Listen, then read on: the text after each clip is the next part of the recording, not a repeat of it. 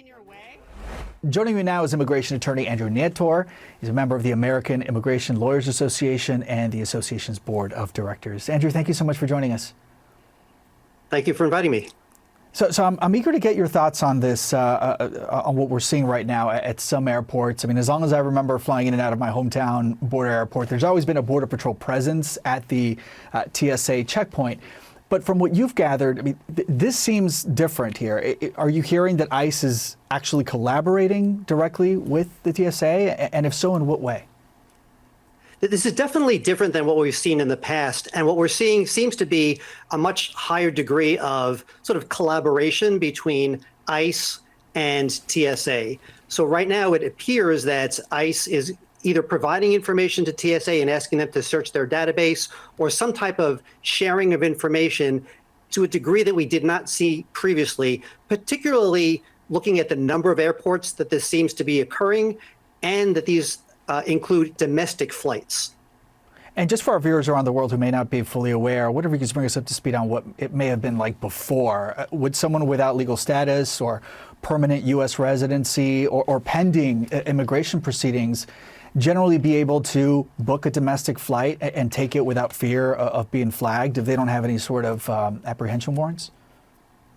If it was a domestic flight, really the focus of TSA by mandate and by practice has always been really just to identify the person and for the purpose of airport security and flight security. So as long as that person had some type of either real ID or the type of identification that allowed them to pass through security, that was generally enough. Now, if that non-citizen did happen to have, let's say, an outstanding deportation order or had some type of serious criminal history that made them more of a priority for ICE enforcement, that would certainly place them at risk. But that was really the focus of the ICE enforcement at the airports, looking for people who were high priority in terms of serious criminal history or some type of serious immigration violation history. And that seems to be what has changed to what we're seeing now. And I just want to share what the DHS spokesperson told CNN. They wrote that this administration is working diligently to ensure that aliens in our country illegally can no longer fly unless it is out of the country to self-deport. Again, that's one of the statements from the Department of Homeland Security. Just in your view, how would you respond to one who may argue that, sure, they may be easy targets because of the circumstances, but because of the precarious nature of their immigration status, that they are fair targets? How would you respond to that?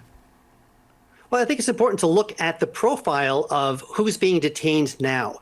And these are now individuals who generally lawfully entered the United States, and then at some point they might have applied for, let's say, an extension of their visa, or they might have applied for an asylum, and they filed an asylum application. They might have married a U.S. citizen.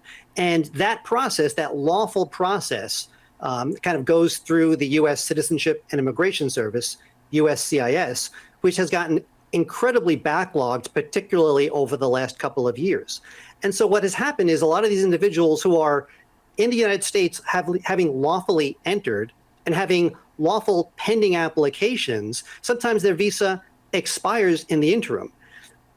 But the immigration law specifically allows them to continue with that immigration process. As long as they lawfully entered the United States and they have some type of lawful process that's going on, those individuals can continue to try to get their green card through a spouse or continue with the asylum application.